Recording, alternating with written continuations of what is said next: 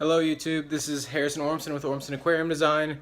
Today I just tore down this 20-gallon long I have had for a while. It was a Wallstad tank, or whatever you want to say, Wallstad as they pronounce it in America.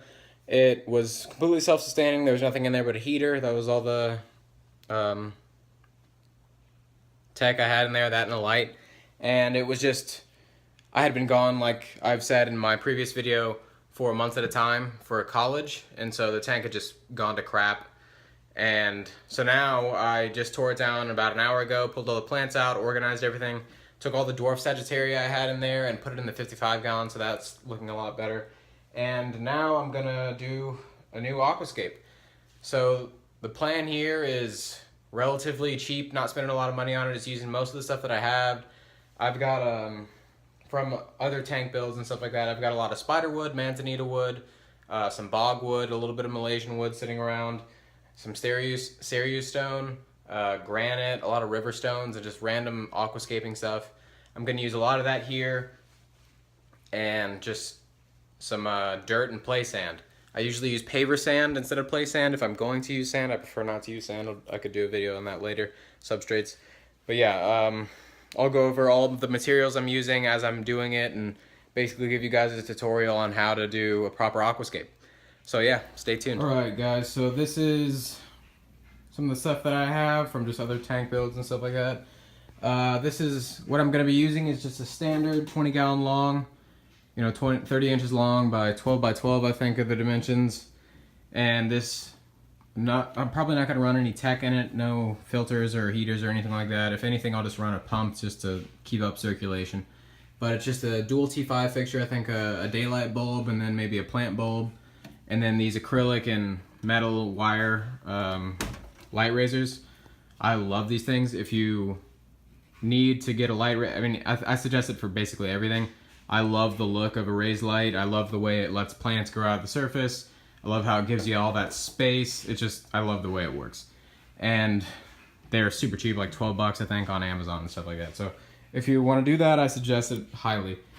For substrate and everything, the aquascape I'm planning on is, I'm going to do plants mainly on maybe like this third basically of the tank towards the back.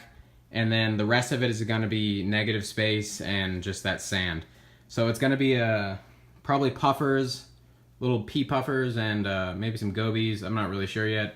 Maybe some cories, like pygmy cories, or just something. I haven't really decided on what I want to stock it with yet. I'm just going on kind of, impulse, doing whatever. But I'll give you guys just some tips and tricks and stuff and how setting up an aquascape should go and certain things you can do to make it easier. So substrate wise, I'm going to be using this potting soil. It's organic, natural. The main thing in using dirt and potting mix with aquariums is you want it to be all natural. If you use fertilizers, you'll have things releasing at certain times. It tends to not work out. And then for substrate over that, I'm going to be capping the dirt this time. I'm using play sand. I prefer to use paver sand just because I really like the consistency of it. It's more of a mixture of small and larger particles. It's what I had in the tank before, but we'll see. I can probably use a bag. I think I have one sitting around the house somewhere, but I needed to buy another bag to replace it because it doesn't belong to me. But I usually don't prefer sand over dirt just because it doesn't allow for water to flow through the substrate as well as a small gravel like 2 to 4 millimeters. But sand works well enough for what I'm doing. I'm going to have gobies and sand sifting stuff, so that should, it'll be alright.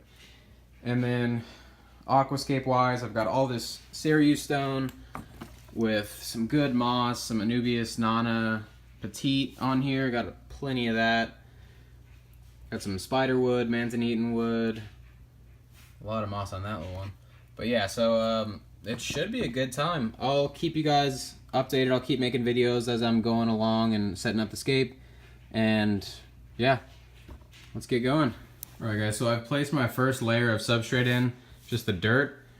Typically you want to go like a 1-to-1 ratio with your cap and dirt filling, but I'm going to be doing a mixture of places with a cap over dirt. It's going to be a slight slope. It's going to be a little bit lower over here. The main reason I'm doing that is because, like I said, I want that negative space. So the only way you can really ensure that you're gonna keep that negative space once plants start growing in is by putting no substrate, like dirt or just no fertilizers in there. If you have an inert substrate, just like plain sand like I'm gonna be using, the plants won't be able to grow. So it creates a little barrier along where you keep the dirt to keep that area blank and just all sand.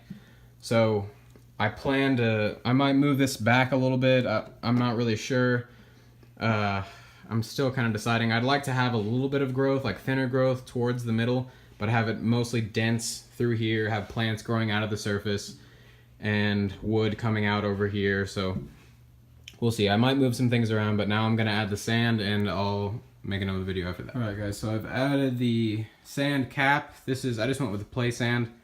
I've never personally used it. I've used other sands before, and a lot of people, praise play sand in the aquarium hobby, so I thought I'd give it a try so I can, have an honest opinion and have some experience with it. But anyways, if you're doing this at home, you're probably gonna wanna take the sand, put it in a bucket, fill the bucket with water, kind of swirl the sand around, and drain the water to get all the dust out of the sand. I didn't do that. I'm kind of strapped for time. I'm about to head out to the local fish store and buy some random stuff, some pea puffers, some probably chili rasboras, some other like nano fish for a different tank, and maybe some stuff for this tank. But anyways, yeah, so this is basically what you want to do. And to take the substrate, this is just it's 12 inches deep, but it looks, almost like a 40 breeder from this angle. The way you do that is you slope the substrate. You can't really tell here, but it's lower here and higher here. If you slope it backwards, it creates the illusion of depth. It's not very deep, but it looks deep. And slopes also just help your aquascape in general. It just makes it look more artistic. So this slope is going from basically here to the back left corner. It's pretty low all around here and then highest in the back corner. I'm probably gonna add some stones and some driftwood coming up out of the surface. A friend of mine suggested that. Some wood coming out here, and then a lot of plants. Probably some pogo stem and halfiri. Just a lot of stuff that I've got sitting around. Like I said, that's all Java fern. There's some mosses in here on that wood. That's a cryptocorn balance. There's some bacopa. I'm definitely going to be doing a lot of bacopa and ludwigia in the back to get that growing out of the surface. That's the main thing I wanted. I wanted to get a lot of immersed growth. There's some other cryptocorn windy in here somewhere. There's dwarf sagittaria in here. There's another crypt. There's cryptocorn parva, I think, and then just a lot of floaters that I need to get rid of, honestly. And then over here, like I said, and that little guy, I filled these up with water so they don't dry out while I'm gone. And I'll make another video either at the local fish store or when I get back. So stay tuned. So I got the substrate, just started wet. You wanted to give it a little bit of moisture so it can soak up a little bit of water. It makes it easier to work with. But I started placing some stone and a little bit of wood, and I just pulled some out, but I had it all filled in with wood in that back corner. But I started working a little bit and didn't like the slope of the substrate, so now I'm going to tear it all out and pull some sand out from the back, add some more dirt, and then make the slope a little bit more aggressive in the back corner.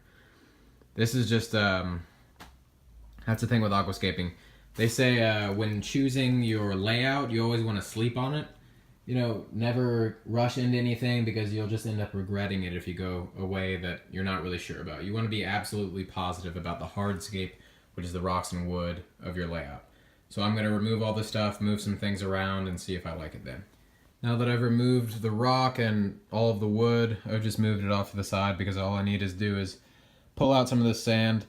So what I'm doing here is I'm going to remove not all the sand, I'm going to leave it basically like this, but just pull most of the sand out of the way. I'm going to add another layer of dirt just over this, probably, maybe an inch thick max. Going to wet that, let it sit for a second, then I'm going to add more sand over it. So eventually the top of the slope should be about here. And then I'll get the stones pressed in really nicely over this area, just all around so that the slope starts up there. It should produce a much better look, and a look that I'm actually trying to get. Alright guys, so I've gotten a little bit further since I last checked in.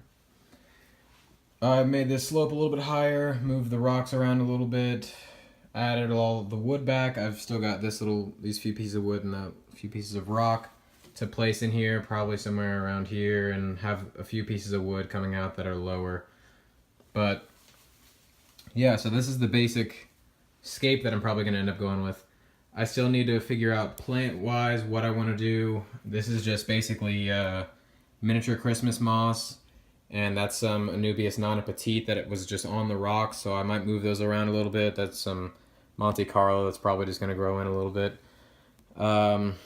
Other than that, I definitely want to do Bacopa coming out the surface with Ludwigia, just some thickness in there. And then, other than that, I have no idea. It's going to be a puffer tank, so I might do some Cryptobalance to have it come over the top and all that stuff, but we'll see. Alright. Alrighty then. So I just got home about an hour or two ago, and I just finished up filling up the tank and adding some plants. As you can see, like I said before, all the cloudy water, it's dusty and all that stuff from the sand. You can't really see very well, but the Aquascape is pretty cool. It's all just, like I said, Cereus stone and manzanita wood that I had sitting around. So this tank really didn't cost me much. Everything that's in here right now, I just had on hand, aside from the dirt and the sand, which I spent like 15 bucks on. So yeah, like it's got lots of plants in it. I just planted it. It's I'll give you a little overview of what's gonna be going on in here. So there's some Java fern in the back right there. There's a few crypts just around this kind of line. Cryptocorn Winty. There's a Cryptocorn Parva right here. These two little guys. Those should grow in and throw out some runners. Pogostamen Helferi. Pogostamen Helferi.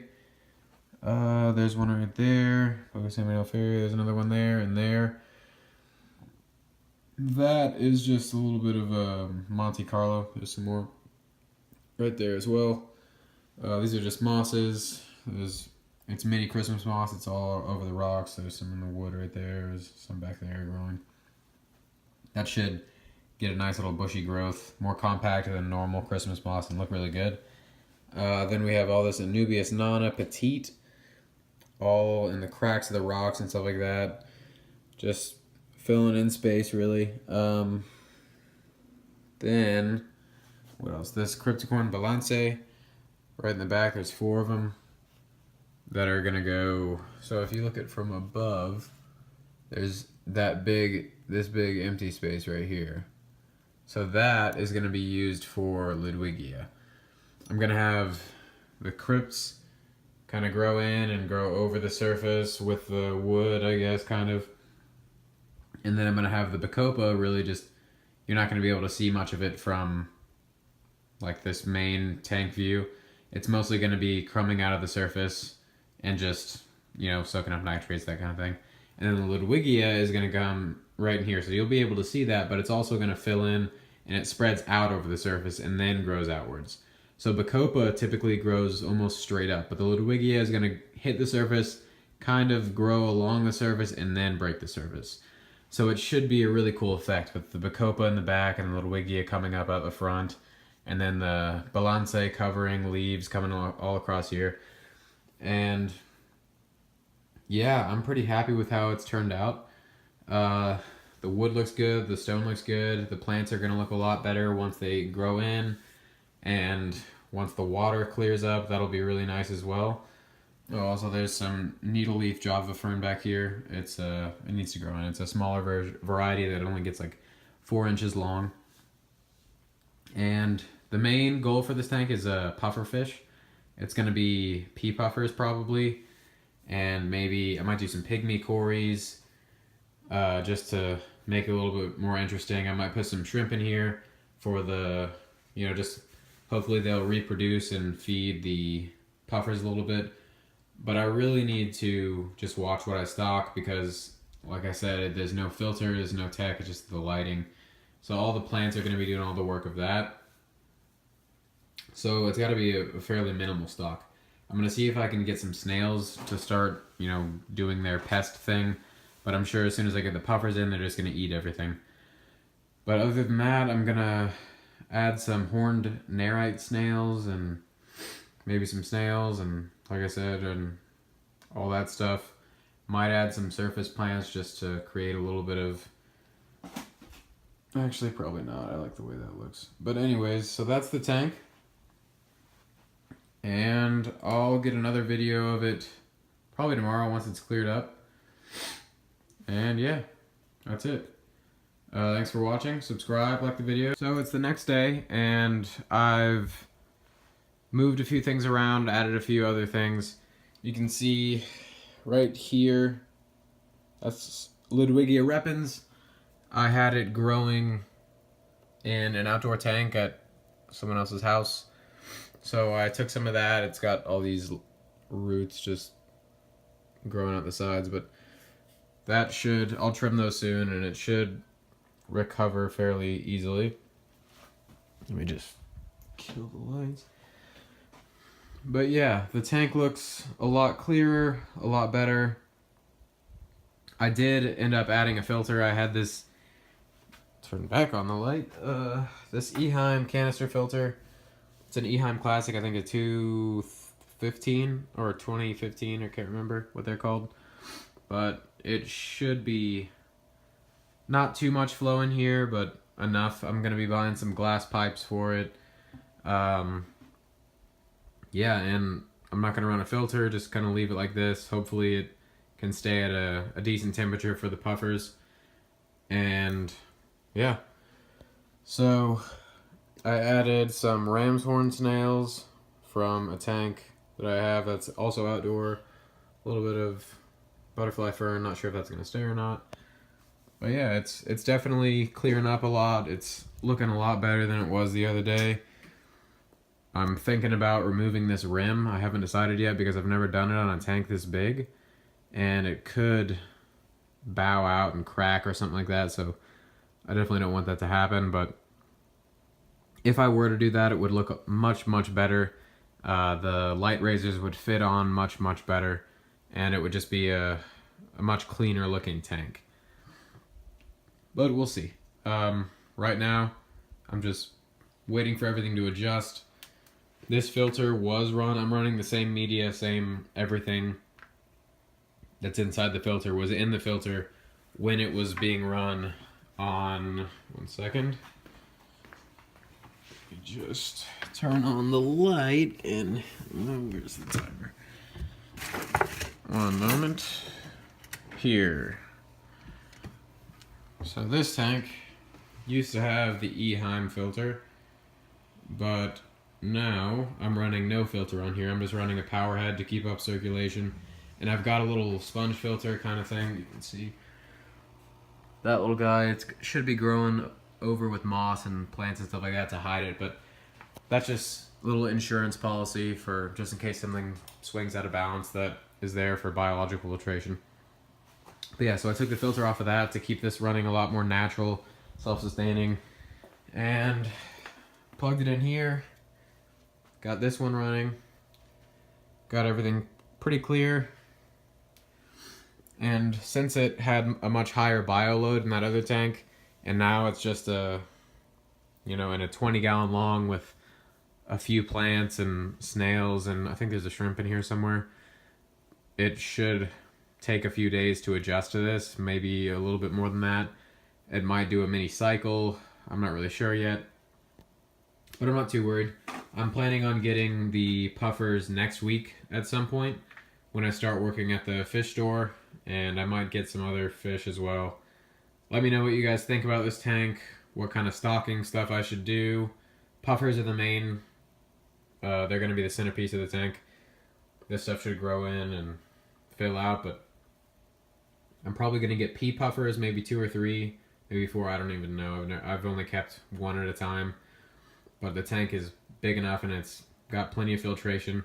I'm going to have a tank set up just for snails outside. I'm just going to have, I'm going to dirt it and then cap it with some sand and then use it for growing plants and growing snails basically. But yeah, so let me know what you guys think, Any ideas on stocking would be helpful. And yeah, thanks for watching. Subscribe and like.